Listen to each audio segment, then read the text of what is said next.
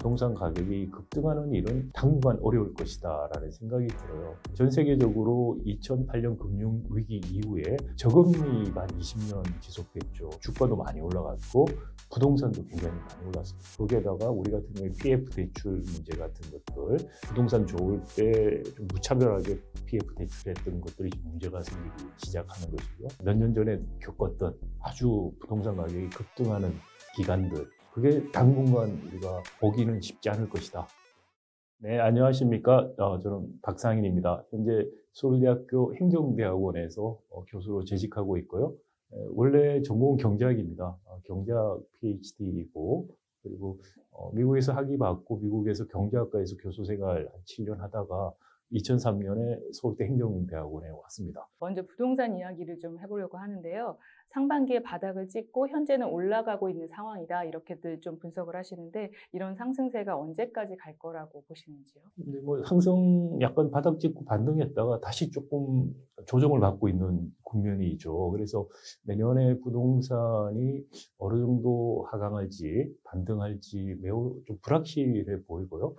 단지 이제 분명한 것은 과거 몇 년 동안에 있었던 것 같이 부동산 가격이 급등하는 일은 당분간 어려울 것이다라는 생각이 들어요. 사실 전 세계적으로 2008년 금융위기 이후에 저금리가 한 20년 지속됐죠. 그래서 저금리가 20년 지속되면서 인플레이션은 별로 안 일어났는데 대신에 이제 자산 인플레이션이라고 할 수 있는 게 굉장히 많이 일어났다고 볼 수가 있습니다. 주가도 많이 올라갔고 부동산도 굉장히 많이 올랐습니다. 부동산 주가가 많이 오른 것이 사실상 전 세계적인 저금리 영향이라고 보는 게 맞을 것 같고요. 우리 같은 경우도 이제 문재인 정부 때 굉장히 많이 올라갔는데 그 전에는 이상하리만큼 많이 안 올랐던 다른 외국과 비교하면 그런 상황에서 갑자기 이제 그게 반영이 되면서 많이 올랐고 거기에 이제 정책 실패가 더해지면서 집값이 굉장히 올라갔었던 국면이고요. 그게 고금리로 가면서 기본적으로 부동산 가격들이 좀 떨어지는 추세거든요. 거기에다가 우리 같은 경우에 PF 대출 문제 같은 것들, 부동산 좋을 때 좀 무차별하게 PF 대출했던 것들이 좀 문제가 생기기 시작하는 것이죠. 그래서 PF 대출 문제, 그래서 공급이 위축되는 문제, 이런 것 때문에 가격 하락에 어느 정도 버팀목 역할을 오히려 할 수 있다라는 이야기도 해볼 수는 있습니다. 근데 이제 그런 거와 고금리가 어느 정도 지속되는 거와 어른이 힘겨루기가 되는데, 그래서 어른 방향으로 갈지에 대해서는 불확실성이 아직까지 상당히 있습니다. 더더구나 이제 어떤 정책 개입하느냐라는 문제도 있기 때문에 불확실성이 많다. 그럼에도 불구하고 다시 말씀드리지만 몇 년 전에 겪었던 아주 부동산 가격이 급등하는 기간들, 그게 당분간 우리가 보기는 쉽지 않을 것이다. 왜냐하면 이게 금리가 그때처럼 20년 전, 10년 전 같이 떨어지는, 그렇게까지 떨어질 것 같지는 않아요. 그래서 일단 금리를 생각하면 장기적으로 부동산 가격이 크게 올라갈 것 같지는 않다라는 게 추측이고요. 두 번째 이제 추측해 볼 수 있는 거는 이 부동산 가격이라는 게 경제 전반적인 상황하고 맞물려 있습니다. 우리가 부동산 가격이 많이 올라가는 건 경제가 급속하게 성장하면서 일어난 일들인데 성장이 정체되거나 성장이 이제 오히려 악화되는 시점에 가면 역시 부동산 가격이 올라갈 수 있는 요인들이 약해지는 거죠. 그런 면에서 전 세계적인 고금리하고 한국의 경제 성장 단계 이런 걸 고려해 보면 과거처럼 부동산 신화라고 하는 그런 일들은 일어날 것 같지 않다는 게 이제 제 생각이고요. 마지막으로 이제 세 번째는 부동산이 앞으로 그렇다면 양극화 문제가 생길 것 같다라는 거예요. 그 부동산 중에서 우리가 흔히 말하는 그 알짜배기 강남 뭐 이렇게 이야기를 하는 그런 알짜배기 지역, 그 부동산 가치 사실 위치에 의해서 많이 결정이 되잖아요. 좋은 위치에 있는 부동산 또 신규로 지금 만들어진 거, 이런 것들은 상대적으로 좋을 거라는 생각이 들어요. 그런데 그렇지 않고 외곽부에 있다라든지 좀 오래되고 재개발 같은 게 좀 될 가능성이 좀 낮아 보이거나 뭐 이런 지역들, 그런 쪽은 훨씬 더 하방 압력이 강할 것이다. 그래서 부동산 시장 양극화가 더 심화될 가능성이 있다. 그런 생각이 듭니다. 뭐 부동산 전망에 있어서 이제 전망이 썩 좋지 않다는 것과 관련해서 저는 특이하게 그 제조업의 문제를 언급하신 것이 상당히 좀 다른 전망과는 다르다고 생각했거든요. 근데 어떻게 그렇게 생각을 하셨는지. 그래서 이제 우리 한국 경제의 제조업 비중이 굉장히 높죠. 한 GDP 26%라고 합니다. 제조업 강국이라고 우리가 흔히 말하면 독일, 일본 연상하게 되는데 독일하고 일본은 제조업이 GDP에서 차지하는 비중이 한 20% 정도밖에 안 돼요. 그리고 중국 세계 공장 이런 이야기 하는데 중국도 제조업이 우리만큼 GDP 비중이 높지가 않습니다. 그 GDP에서 제조업 비중이 우리 같은 나라는 거의 없어요. GDP에서 제조업 차지하는 비중이 굉장히 크다는 거. 그리고 제조업이 2011년부터 생산성이라든지 수익률이 굉장히 떨어지면서 한국 경제를 견인하는 역할이 거의 없어지고 있습니다. 근데 그 이전에는 사실 제조업이 한국 경제의 성장을 견인했었다 이렇게 이야기를 할 수가 있거든요. 근데 이제 그것도 점점 없어지고 있고. 근데 그럼에도 불구하고 여전히 제조업이 한국 경제, 양질의 일자리라든지 이런 데서 차지하는 비중이 상당히 높기 때문에, 제가 뭐 경제 성장 단계가 뭐 부동산 가격에 반영이 된다라고 말씀드린 것 같은 논리죠. 그러니까 제조업이 지금처럼 계속해서 위기 국면에 들어가고 생산성 떨어지고 경쟁력이 없어진다. 그러면 당연히 경제 전반적으로 안 좋아지는 것뿐만이 아니라 이 제조업 분야에서 발생되는 부동산 관련된 수요 부분들이 위축될 것이다. 그래서 경기라고 우리가 크게 말을 하지만 한국적 특수 상황에서 제조업의 경쟁력, 제조업이 앞으로 지속 가능할 것인가라는 게 사실 뭐 부동산뿐만이 아니고 양극화라든지 우리 사회의 많은 문제에 직접적으로 연결돼 있고 영향을 줄 것이다. 그런 입장에서 제조업 문제에 관심을 기울여야 된다라는 말씀을 드리고 싶습니다. 제조업이 그만큼 영향을 미친다는 게 우리나라가 수출 의존형 국가이기 때문인가요? 그러니까 뭐 제조업 비중이 높고요, 일단. 그리고 이제 제조업 중에서도 우리가 수출 비중이 굉장히 높죠. 제조업에서 생산성이 높은 제조업은 수출을 하는 제조업들이 되기 때문에 수출 비중이 높아서 그렇다. 인과관계는 꼭 그렇지 않을 수는 있는데, 이제 수출 중심으로 제조업들이 10대 제조업 중화공업, 그게 이제 우리 제조업의 한 85%를 차지한다고 볼 수가 있어요. 그래서 수출 경쟁력이 낮아지는 게 제조업 위기를 반영하는 것이기도 해요. 그래서 제가 2011년 이후에 한국 제조업의 전반적인 경쟁력이 낮아지고 있다는 수치들이 여러 가지 있다고 말씀을 드렸는데 대표적인 게 바로 수출 증가율 자료를 보면 확연하게 드러납니다. 2018년에 OECD 한국 보고서에 나온 그 자료인데요. 1991년부터 2000년까지, 그러니까 20세기 마지막 10년, 그리고 21세기 첫 번째 10년, 그리고 2011년에서 2017년, 한 10년 단위로 나눠서 한국과 OECD의 연평균 수출 증가율을 보면은요, 20세기 마지막 10년, 1991년에서 2000년까지 보면 한국의 수출 증가율이 OECD 평균의 한 2배가 됐습니다. 네, 21세기 첫 번째 10년, 2000년부터 2011년 정도까지, 그때 보면은, OECD는 한국의 수출 증가율은 떨어집니다. 근데 상대적으로 우리가 적게 떨어져서 OECD 수출 증가율은 2.5배였어요. 그런데 2011년부터 17년까지 보면은 한국의 연평균 수출 증가율이 OECD 평균보다 떨어져요. 급격하게 수출 증가율이 떨어지는 게 자료에 나옵니다. 이제 한국 제조업의 위기를 단적으로 보여주는 자료죠. 왜 그런 일이 벌어졌느냐? 뭐 기본적으로 제조업에서 우리가 샌드위치 현상이 일어난다고 볼 수 있죠. 사실 97년 경제 위기 이후에 한국 제조업이나 경제가 굉장히 빨리 반등을 했어요. 근데 그게 사실 뭐 영어로 이제 blessing in disguise, 뭐 curse in disguise 이런 말 쓰는데 저는 이게 curse in disguise다. 라고 생각을 해요. 우리가 충분히 경제 구조 개혁을 하고 할 수 있는 기회를 놓쳤다, 오히려. 빨리빨리 회복되는데, 그리고 빨리 회복되는 바람에 그런 기회를 놓쳤다고 생각을 하는데요. 2000년대 한국 경제, 특히 제조업 굉장히 좋았던 이유는 두 가지가 있습니다. 하나는 ICT 혁명이죠. 그래서 한국에서 반도체라든지 텔레커뮤니케이션, 모바일 폰 이런 데 투자했던 것들이 그때 완전히 빛을 본 거예요. 그다음 두 번째가 중국 특수가 생기면서 중국에 엄청나게 많은 수출을 우리가 하게 돼요. 그러니까 반제품, 그 다음에 부품, 완성제까지 다 수출합니다.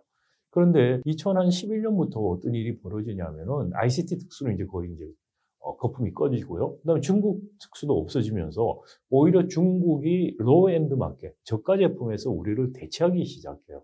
대표적인 게 스마트폰이죠. 스마트폰 저가 시장은 중국에 거의 다 잠식당해 버렸습니다. 그러니까 많은 부분에서 2011년 전부터 중국이 저가 제품 중심으로 우리를 대체하기 시작하는 게 나타나고 있어요. 그러면 우리가 이제 고가 제품으로 또 상품군이 이동해 가야 되는데 고가 제품들에서는 경쟁력이 계속 밀려요. 뭐 스마트폰 다시 생각해 보시면 애플한테 계속 밀리고 있죠. 그러니까 샌드위치가 되고 있는 거죠. 그리고 우리가 70년대 이후에 중화공업 산업이 한국 경제를 쭉 이끌어왔는데 그러니까 중화공업의 특징이 이른바 커머더티, 법용제를 생산하는 거예요. 법용제는 어디나 쓰이는 제품이기 때문에 경쟁력은 결국은 가격 경쟁력이 중요합니다. 이 가격 경쟁력을 유지하기 위해서 이제 공정혁신, 프로세스 이노베이션 같은 것들도 하게 되고요. 그리고 이제 한국이 특히 2000년대에 가격 경쟁력 확보할 수 있었던 게 단가 우려치기에서 경제위기 97년 이후에 산업 구조가 더 독과점화되죠. 자동차 산업 대표적이죠. 현대기아차 합병하고 나머지 세계사는 외국계에 팔렸고 그러다 보니까 국내 자동차 시장 자체가 독과점화되고 그게 부품 조달 시장에서 수요 독점이 되는 거예요. 수요 독점이 되고 전속 계약이 되거든요. 전속 계약에 묶이게 되면은 부품업자들 1차 벤더, 2차 벤더 이렇게 쭉 줄을 서 있는데 원청부터 해서 단가 우려치기 시작을 해요. 단가 우려치기가 바로 가격 경쟁력의 굉장히 큰 원천이 됐던 것이죠. 그러니까 이런 것 때문에 사실은 우리가 2000년대 중국 특수, ICT 특수 오면서 그리고 단가 우려치기 이런 것까지 포함해서 기업들이 엄청나게 돈도 많이 벌고 잘 나가는 것 같이 보였죠. 그런데 2021년쯤 되니 아무리 우리가 단가를 우려쳐도 중국 같은 이런 나라들이 쫓아오면 경영하기가 어려워요. 과거 우리가 일본이나 독일, 북유럽 제품들 대체할 때도 저가 제품 먼저 대체하기 시작한 것과 같은 현상이에요. 그럼 이제 아까 말씀드린 것처럼 로엔드에서 하이엔드로 이동해 가야 되는데 하이엔드에 혁신들이 필요하죠. 근데 부품 시장에서 단가 우려치기 기술 자체가 만연하니까 혁신이 일어나지가 않아요. 그러니까 하이엔드에서도 경쟁을 못하게 되고 로엔드는 잠식당하고 제조업 위기가 일어나는 근본적인 원인이 바로 우리 제조업의 구조와 중화공업 커머더티 중심의 법령제 중심의 제조 그리고 단가 우려치기로 가격 경쟁력을 유지하는 이 구조. 이 구조가 이제 결국은 독이 되고 있는 거죠. 2000년대까지만 해도 그걸로 굉장히 좋았었는데 경제가 발전하고 쫓아오는 중국 같은 나라들이 있으니까 오히려 우리 발목을 잡고 있는 것이죠. 우리 경제를 일본하고 아무래도 많이 비교를 하잖아요. 그래서 일본은 뭐 잃어버린 20년이다, 30년이다 그런 얘기 하는데 그럼 우리도 지금 경제가 이렇게 좀 좋은 전망이 안 나오고 있어서 그 일본의 전철을 밟을 것이다 그렇게 보시나요? 일본하고 유사한 면이 있고 또 다른 면이 있다고 생각을 합니다. 아시아, 동아시아 성장 모형이라는 이야기들 하시는 분들이 계세요. 그러니까 혹자는 그 한국이나 중국이나 일본 동아시아 성장 모형이 유사하다 이런 이야기를 하기도 해요. 왜냐하면은 debt financing, 외채 또는 외자, 그죠? 부채를 해서 투자를 해서 성장하는 투자 중심의, 그러니까 파이낸싱은 데트 파이낸싱을 하고 그 다음에 투자 중심으로 성장하고 그리고 이제 과잉 투자를 사실 하는데 과잉 투자 부분들이 많이 해소된 게 수출 시장에서 해소를 해줬다. 뭐 이런 이야기를 합니다. 그러다가 그 과잉 투자 부분들이 이제 결국은 과잉 투자가 된다는 것은 시장성이 없거나 경제성이 없는 투자를 계속 한다는 건데 그게 어느 시점이 지나서 수출이 좀 막히고 말씀드린 것처럼 하이엔드로 못 가고 이렇게 되면서 성장의 정체가 오면서 전반적인 그 부채 문제들이 불거져서 경제 위기가 올 것이다. 뭐 이런 게 이제 동아시아 성장 이론 모형에 대한 비판적인 이야기를 하면서 주로 이야기들을 하시는 분들이 계세요. 그래서 일본도 그랬다. 한국도 97년에 그게 일어났었다 이미. 그리고 중국도 지금 일어나고 있다. 그런 이야기를 하시는 분들이 계시는데 어느 정도 뭐 타당성은 있지만 그걸로 설명이 안 되는 부분도 좀 많다고 생각합니다. 그래서 일단은 뭐 하여튼 중국하고 한국, 일본의 유사성 그런 측면이 있다는 건 맞는데 각 또 나라들을 보면 좀 차이점들이 있어요. 그러니까 제일 중요한 게 뭐냐면은 일본하고 중국 같은 경우에는 그 데트 파이낸싱을 하는 부채에 대한 그 파이낸싱을 도메스틱하게 주로 했어요. 내부에 있는 돈을 끌어들여서 주로 했고 외자라고 할 수 있는 외채들을 가져오는 부분은 적어요. 근데 우리는 그렇지가 않거든요. 그래서 일단은 일본하고 중국하고 우리는 그 파이낸싱 스트럭처가 달라서 일본은 경제 위기가 오는 게 아니라 잃어버린 30년으로 그거를 안고 가는 거예요. 저 중국도 그렇게 갈 거라고 생각합니다, 개인적으로. 그러니까 근데 우리는 경제 규모라든지 파이낸싱 스트럭처가 다르기 때문에 우리는 경제 위기가 올 거라고 생각합니다. 그래서 97년에 왔던 위기 같은 그런 위기들이 향후에 올 가능성이 상당히 우리는 더 높다. 이게 일본하고 한국의 차이점, 일본, 중국하고 한국의 차이점들이 장기 침체로 가는 모형하고 경제 위기가 오는 모형은 그 차이점이 있을 것이다라는 생각을 하고요. 근데 이제 또 하나 이제 한국하고 일본, 중국의 공통점이라고 생각하는 거는 경제 성장론에서 우리가 이제 아세모글러라는 아주 걸출한 학자가 2000년에 나타나서 경제 발전론 패러다임을 완전히 바꾸는 분이 계시는데 MIT 대학의 교수고 그 Why Nations Fail이라는 책의 저자로 유명하죠. 근데 거기서 이제 경제 성장 또는 발전의 근본적인 원인, 펀더멘털 코스가 뭐냐라는 논쟁이 학계에서 오래 있었어요. 근데 거기서 아세모글러가 보여준 게 재산권 보호가 잘 돼야 된다. 즉 약자의 재산권 보호가 잘 되는 곳에서는 경제가 성장하고 그렇지 않으면 성장을 못한다라는 것을 그 서유럽의 식민 지배받았던 나라들을 대상으로 해서 그 학술적인 논문을 발표한 적이 있어요. 한국의 경제 성장 2차 세계대전 이후에 박정희 개발체제 60년대 이후에 성장이 그러면 재산권 보호를 잘해서 된다냐? 그건 아니죠. 우리는 국가주도적인 재벌 중심 국가, 정부 주도 성장을 했고요. 아세모글러가 스타디한 그 서유럽의 식민 지배 받았던 나라들은 한 200년 동안에 시민사회와 시장 중심 성장을 했던 나라들이에요. 그러면 그렇지 못했던 나라들하고 그 차이고, 그러면 차이가 뭐냐면 바로 재산권 보호제도다 이렇게 이야기할 수 있고, 2차 세계대전 이후에 특히 60년대 이후에 우리 성장을 보면은 재산권 보호제도로 성장은 아니거든요. 그러면 이제 어떻게 우리가 이거를 설명할 수 있을까? 근데 아세모글러의 그 재산권 보호제도 논문이나 책을 한 걸음 더 들여다보면 뭐냐면 그런 거죠. 식민 지배를 할 때 정주영 식민지가 있고 착취형 식민지가 있었다는 거예요. 그러니까 정주영 식민지는 유럽 사람들이 이주해 가서 산대고, 착취형 식민지는 유럽의 관료나 군인들이 가서 자원을 착취해서 본국에 보내는 그런 데죠. 정주영하고 착취형으로 나눠진 배경 중에 하나가 이제 치사율 같은 게 사실 중요했어요. 그러니까 아프리카라든지 남미 같은데 그때 풍토병 때문에 대량 거주하기 어려웠죠. 그래서 이제 착취형으로 갔다는 게 하나 있고, 정주영 같은 경우에는 사실 사람도 별로 없었고, 미국, 캐나다 이런 데, 오스트레일리아, 뉴질랜드 이랬죠. 그런 데는 그러니까 풍토병 자체가 뭐 있을 수도 없어요. 그래서 정주하기 좋아서 이민들이 많이 갔죠. 종교적인 이유로 많이들 이민들을 가거나 뭐 정치적인 이유로 가서 정주하게 됐죠. 근데 이제 그래서 정주형 식민지에서는 재산권 보호가 잘 되고, 착취형 식민지는 착취하기 좋은 재산권 제도를 만드니 당연히 재산권 보호가 안 되고 그 차이가 났다는 건데, 그래서 경제 발전이 달라졌다는 건데, 이제 한 걸음 더 근본적인 문제는 왜 정주형 식민지는 재산권 보호가 잘 됐고 착취형은 안 됐냐는 거예요. 그러니까 엘리트 이론을 가지고서 설명을 할 수 있죠.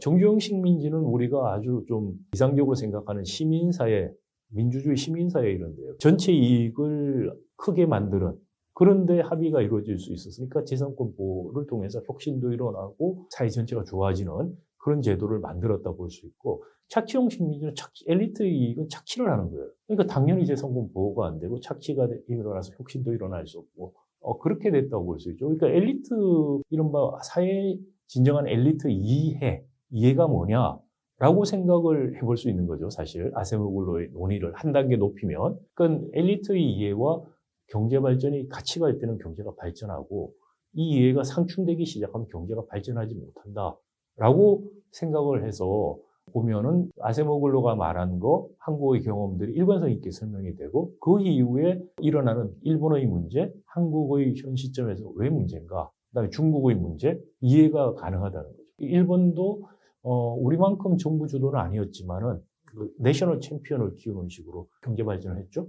그러다 보니 그 내셔널 챔피언을 키울 때 이른바 정치권과 재계가 상당한 밀접한 관련을 갖고, 정치적으로도 자민당이 거의 일당으로 독재같이 가고 있잖아요. 선거가 있긴 해도. 그러다 보니 그 카르텔들이 생기는 거죠. 기득권 체제, 내셔널 챔피언을 중심으로 해서 재계와 정계가 이해가 같이 가니, 그러니까 90년대 이후에 일어나는 혁신형 경제로 못 가는 거예요. 80년대까지 중화공업 중심의 내셔널 챔피언을 키우고 투자를 하고 하는 그 패러다임까지는 잘 갔는데 그 패러다임 전환을 하려니 일본의 엘리트들의 이해가 상충이 되는 거예요. 자기들이 갖고 있는 기득권을 내놓아야 되는 그런 상황이죠. 우리 재벌 문제가 왜 부각이 되냐. 우리도 마찬가지라는 거예요. 지금 70년대 이후에 중화공업 중심으로 쭉 성장을 해왔는데 지금 혁신경제로 이제 가자라고 이야기를 하는데 혁신경제로 가면 이 제일 중요한 게 진입대출 장벽 같은 거 없고 그다음에 중화공업이 아니고 최종재가 아니고 중간재 고부가치화 산업들 중심으로 혁신이 일어나야 되는데 그렇게 되면 재벌들이 갖고 있는 기득권을 놓칠 수가 있게 되죠.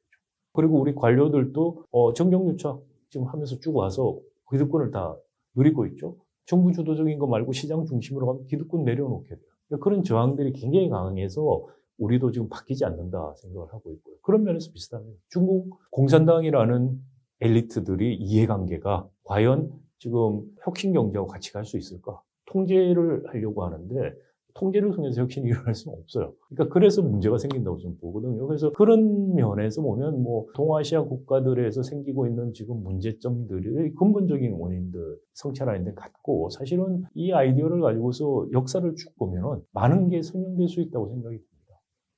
그 부동산 문제는 어쨌거나 이제 정부 정책과 맞물려 있기 마련인데요. 이제 전 정부도 부동산을 잡지는 못했잖아요. 근데 현 정부의 부동산 정책이 가지고 온 변화는 어떻다고 보고 계신가요? 문재인 정부 때는 집값이 너무 올라가서 문제였고, 그리고 이제 윤석열 정부 때는 이제 집값 떨어진다고 처음에는 뭐 좋아하는 것 같이 하다가 너무 떨어질까봐 이제 걱정을 하기 시작하는 거죠. 특히 이제 PF 부실 문제 같은 것들이 생기고 하니까 집값을 떨어지는 거가 너무 떨어지면 안 되겠다고 부양 정책 같이 중간에 또 들어가는 거예요. 그러다가 이것도 사람들이 집값이 떨어질 줄 알았는데 안 떨어진다는 비판이 나오니 또 발을 빼고. 그러니까 문재인 정권에서 실패한 게 너무 자주 부동산 대책을 내면서 의도와 다르게 시장을 계속 자극했죠. 그러니까 시장에 지나치게 개입을 지금 하려고 하고 있다는 거고요. 그리고 부동산 정책 그러면 우리나라에서는 다들 강남 집값 그건 굉장히 왜곡된 거예요. 사실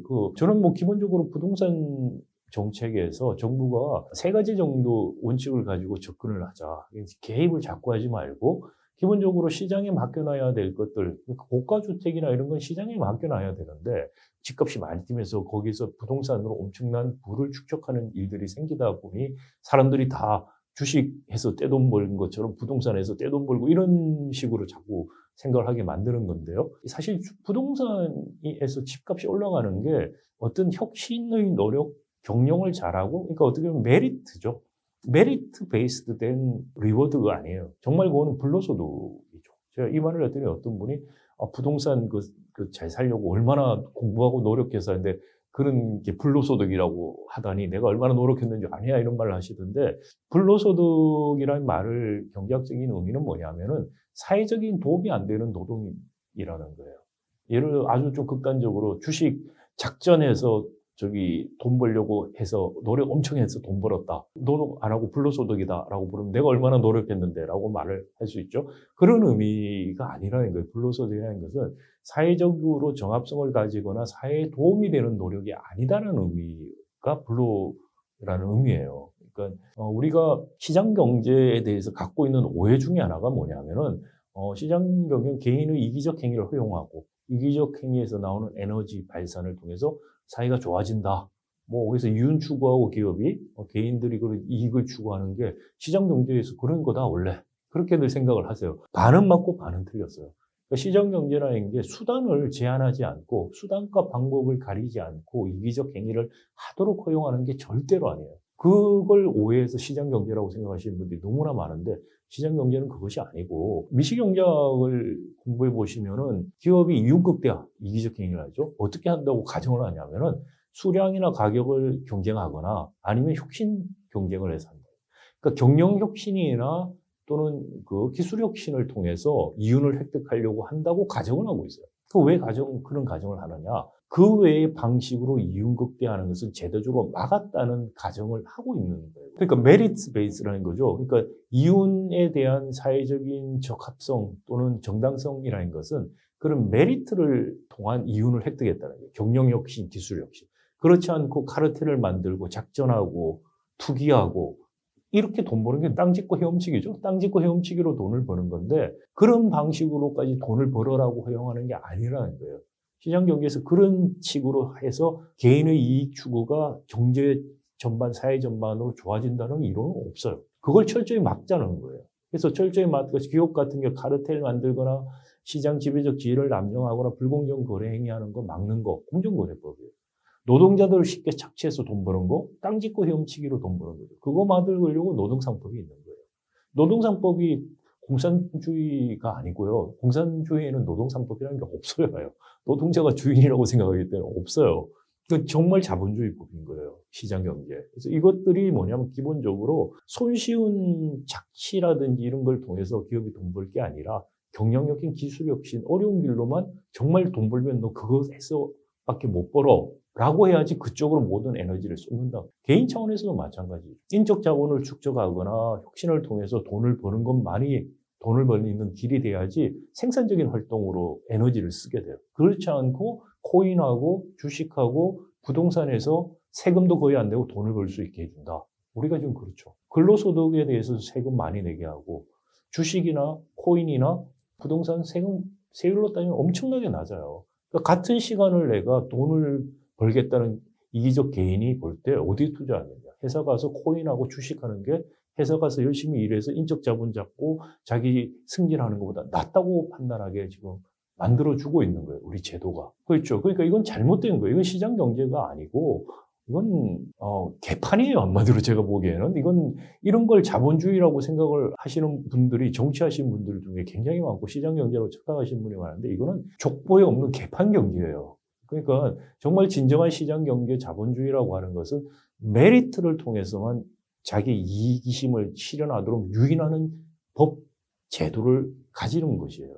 그거를 만들어주는 게 사실 중요하다. 그래야만 그런 개인이 잘 살고 싶고 뭐 잘 먹고 싶고 그런 욕구들이 있고 그거 자체를 억누르고 도덕적으로 그러면 되고 안 되고 이렇게 해서 해결될 수 없다는 거죠. 그 욕구를 분출하되 사회적 적합성, 정합성을 가지는 방식으로 하도록 제도를 만들어주는 거예요. 그래야지 되는데 문제는 지금 우리가 그런 제도가 만들어져 있느냐? 그렇지 않다라는 거죠. 정부주도 재벌 중심 발전을 하면서 그 당시에 경제 발전 단계에서는 부정적 효과보다 긍정적 효과가 많았지만 지금 와서는 부정적 효과가 훨씬 커지고 그리고 시장 중심으로 가져가고 있지만 시장에 정말 잘 돌아갈 수 있는 법제도는 만들어져 있지 않고 그런 법제도를 만드는 게 기득권에 오히려 불리하기 때문에 못 만들게 하는 거예요. 그러면서 자꾸 시장 말하고 자본주의 말을 하니까 시장과 자본에 대한 엄청난 편견들을 사람들이 가지고 있는 거예요.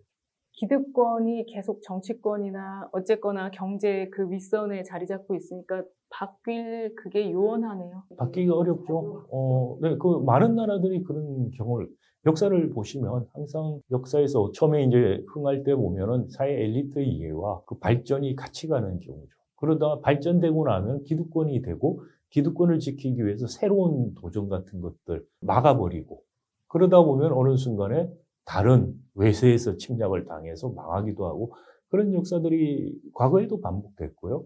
그런 맥락에서 보면 한국 경제도 박정희 개발 체제를 통해서 재벌 중심, 정부 주도로 성장을 했고 그게 지금 바뀌어야만 지속 가능한 성장으로 갈 수 있는데 그걸 못 바꾸고 있다는 거죠. 일본 좀 마찬가지 그런 경험이 잃어버린 30년으로 갔다 생각이 되고 우리도 그러면 일본은 잃어버린 30년 같은 장기 침체보다 경제 위기가 올 것이고 97년 경제 위기보다 훨씬 더 심각한 위기가 올 거다 생각이 듭니다. 부동산 양극화 문제를 해결하기 위해서 이제 해결책이 있다면 어떤 형태로 가야 될지. 첫 번째는 강남이나 이런 고가주택 불로소득으로 가는 쪽은 세금으로 걷어들여야 돼요. 그래서 부동산 지대세 또는 이제 초과이득세라는 거 도입하자고 제가 한 2, 3년 전부터 주장을 하고 있는데 별로 반향이 없어요. 그러니까 뭐냐면 이걸 이야기하면은 할 말이 없으면 이제 하시는 말이 반응이 너무 이상적이래요. 뭐 반대를 할 게 없다 이론적으로 그럼 너무 이상적이라서 안 된대요. 그게 무슨 이야기냐면은 우리가 지금 부동산원 같은 게 생겨서 개인이 집을 샀을 때부터 쭉 팔 때까지 모든 정보들이 다 되죠. 그러면 우리 지금 보면 양도소득세도 있고 보유세에 해당하는 재산세도 있고 종합부동산세도 있고 여러 가지 세금이 있는데 그러지 말고 그러니까 이제 종부세 이런 거 빼고 오히려 지금 뭐 재산세라든지 양도세 자체를 지금 없애면 세운 문제가 생기니 그건 두더라도 최소한 종부세 부분 빼고 저는 오히려 집을 최종적으로 팔 때, 처분할 때 재식에게 물려주거나 자기가 팔 때 그때 지대세 또는 초과이득세를 내자는 거죠. 그러니까 처음에 샀을 때하고 팔 때 차익 있고 그동안에 냈던 세금들이 있죠. 그걸 일단 공제해 주고 그리고 남는 부분에 대해서는 우리가 지금 10년 있었다. 그러면 10분의 1로 나누면 1년 단위당 얼마를 번 게 나오죠? 그럼 소득세에 비례해서 세금을 내게 하자는 거죠.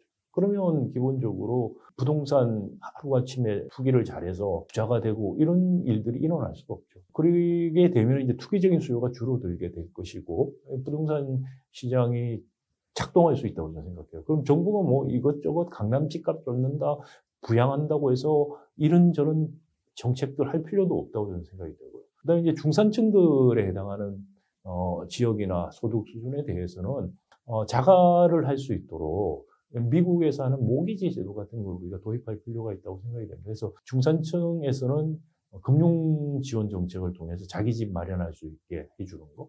그다음에 취약계층은 공급 정책으로 가자는 거죠. 취약계층들은 임대주택이라든지 해서 그런 데서 최소한 인간적인 생활을 할 수 있는 공급 중심으로 가자. 그래서 고가주택은 세금과 시장 중심으로 가고 그다음에 중산층들 당연히 시장이 더 우선으로 작동하지만은 금융 지원을 통해서 모기지 같은 제도를 통해서 자가 가질 수 있고 도와주고 그다음에 취약계층들은 공급 정책 중심으로 가자.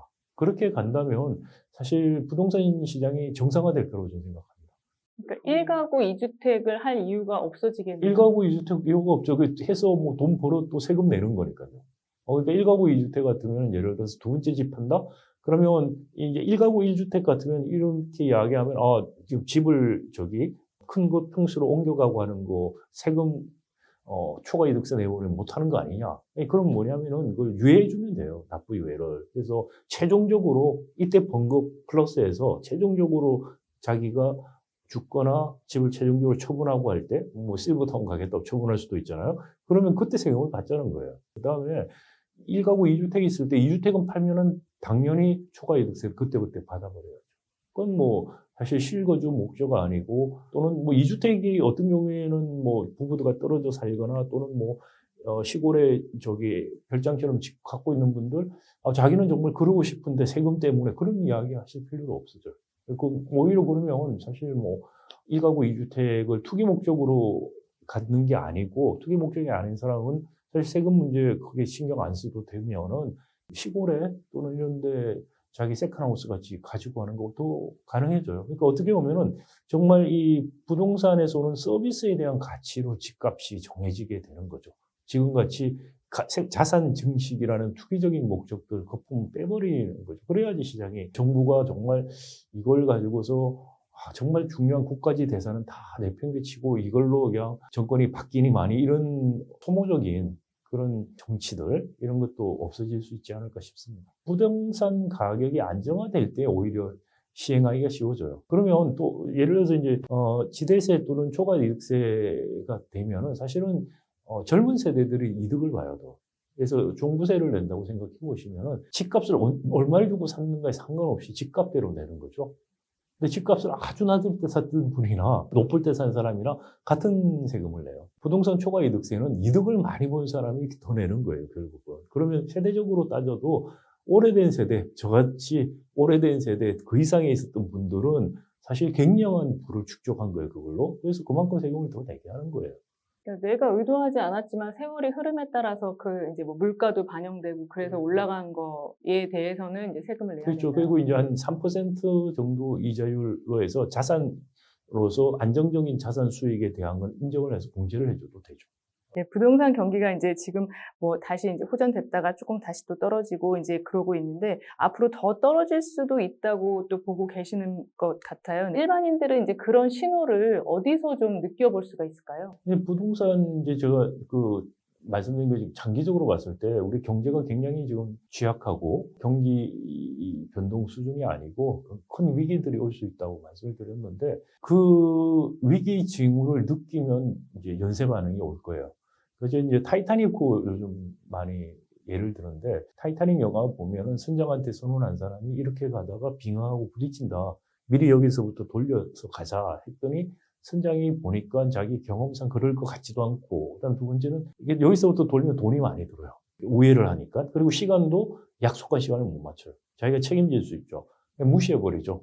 그리고 이제 타이타닉 안에서는 파티하고 싸우고, 뭐, 그렇게 이제 일상에서 아웅다웅 그렇게 살죠. 그러다가 어느 순간에 빙하가 보이죠. 그 빙하가 보였을 때 뱃머리가 전보가 안 될 정도로 배가 뱃머리 돌렸지만 결국은 부딪혔어요. 그 빙하가 보이는 시점이 올 거라고 저는 생각이 돼요.